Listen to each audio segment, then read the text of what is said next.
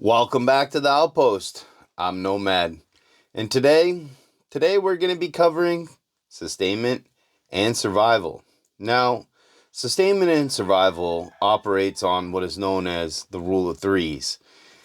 And typically the rule of threes means you have about 3 hours to find shelter if you're in an inclement weather situation, meaning you're exposed to the rain, the snow, or a combination of the two, or it could even be something as being exposed to 100% sunlight. You are suffering exposure from the sun, which can also be fatal and deadly. Now, typically people say it's around 3 hours. That's a good starting point.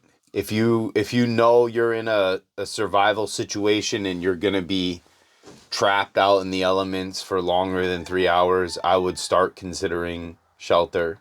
Now, in a shit hits the fan scenario, typically we will have shelter already. Now, whether you have to stay put or move, depending on what if you had coastal floods, if you live on the coast, if you had a volcano like Mount St. Helens that erupted, you're not going to be able to just stay put for every scenario. Some people are going to be all like Captain of the Titanic about it and go down with their ship. I perfectly understand that. But typically we will already have shelter.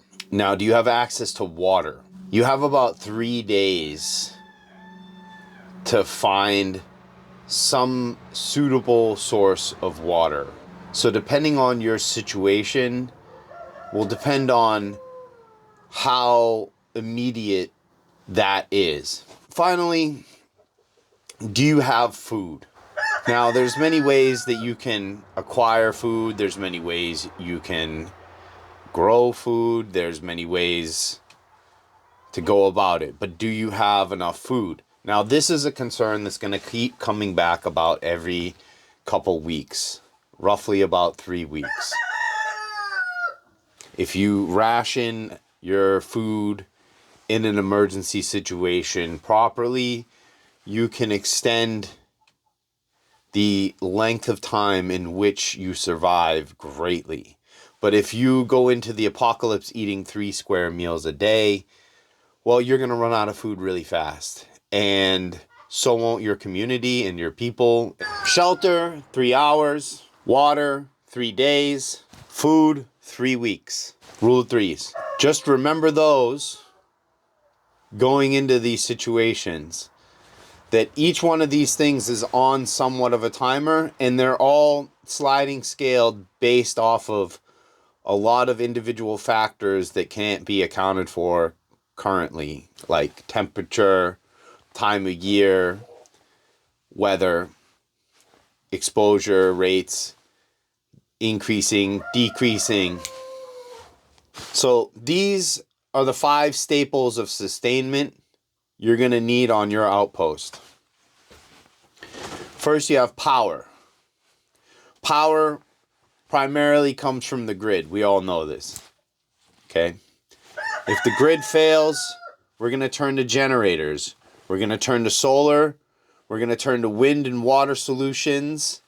And then eventually, once we've crashed and start rising back up again, the good old boys and the engineers are going to help reshape how we progress into the next age of humanity. Now, water, that is something I think everybody on this planet takes for granted.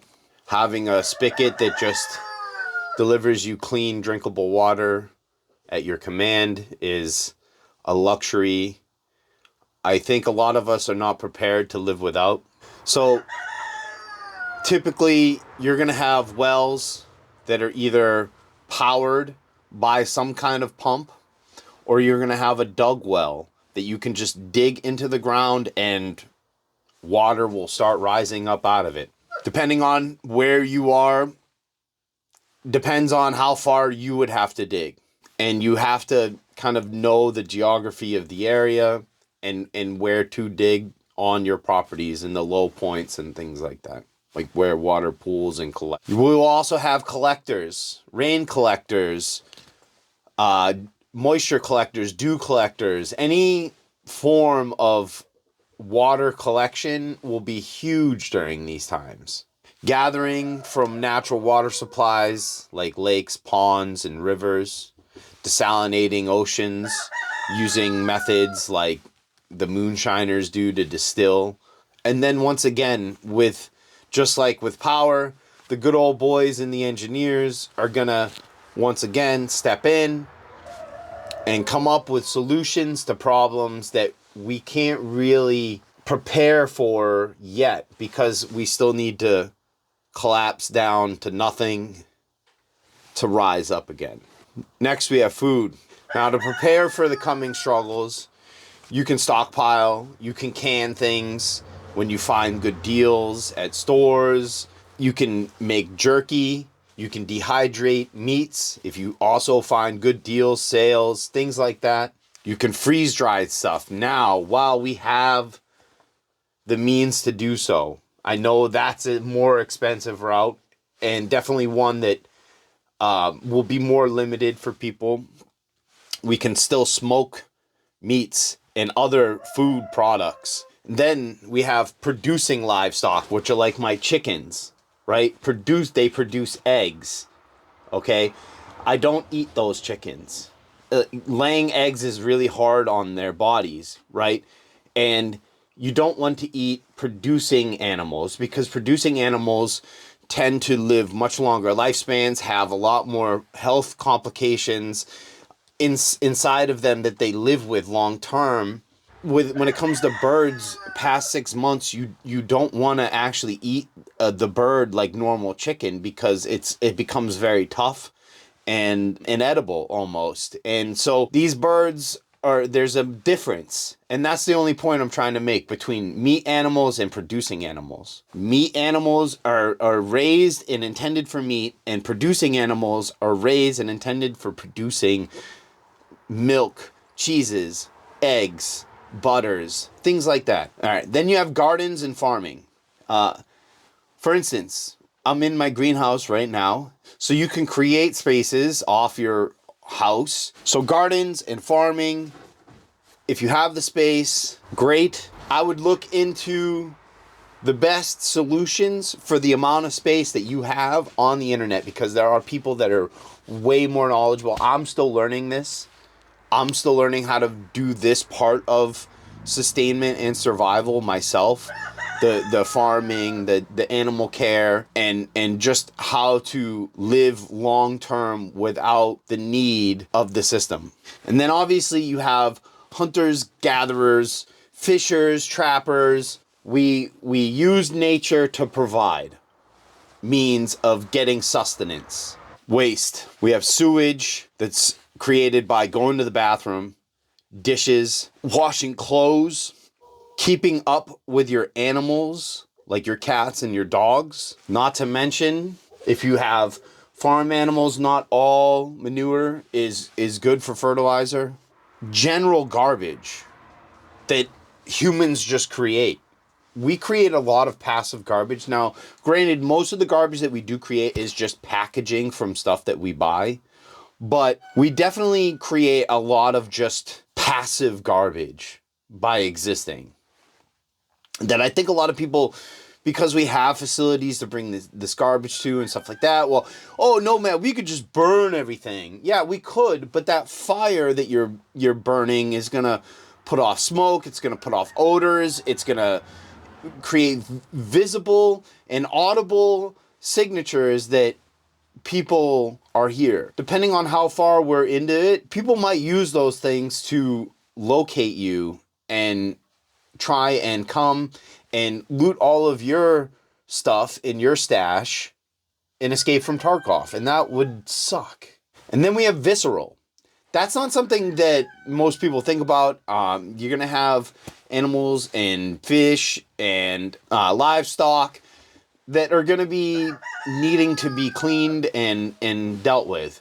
That is something that you're going to have to deal with and think about, because you're going to have predators that are going to smell this stuff, and they're going to try and come and steal your stash from Escape from Tarkov. How can we start improving our security around the outpost before the collapse or anything happens? Well, we can train our physical fitness.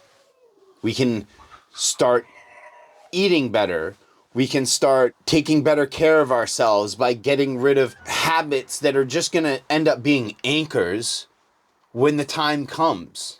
You can train dry fire for free daily. It's zero cost, and you can get just as much training in as you would if you went to the range and shot off 100 rounds of ammo. Are you getting the same exact level of training? No. But you are still making yourself more proficient with the tools you're going to use to defend your outpost and your family.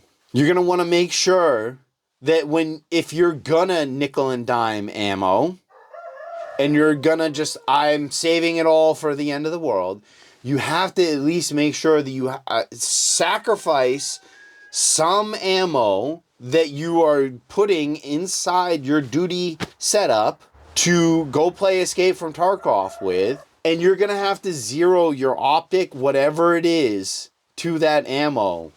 So when the time comes, you are as best prepared as you possibly can be. Then you're going to want to stockpile as much ammo as you can. I know that I don't need to go into it that deeply, but there is a material shortage right now, a raw material shortage, and that is causing a lot of ammo manufacturers to not be able to produce ammo at the cost that they have been.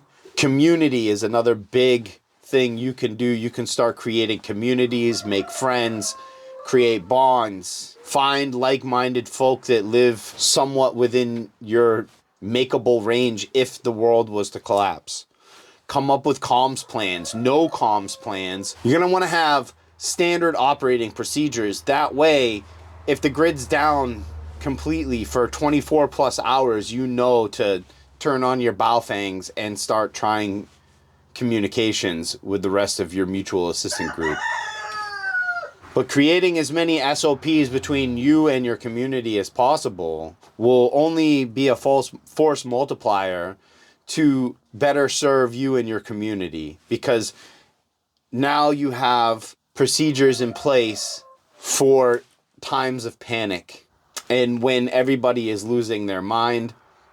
Having the training to back you up, to fall back on, is absolutely necessary. And then you're going to want to establish modes of escalation. If you call 911, is there still somebody on the other end of the line? Well, you're probably not going to be wanting to walk around in chest rig and AR-15 acting like we're in raid for Tarkov, right? But now there is nobody there for 911. The police are pretty much non-existent at this point. Now maybe it might be time to change the mode of escalation to a more ready for hostile, right?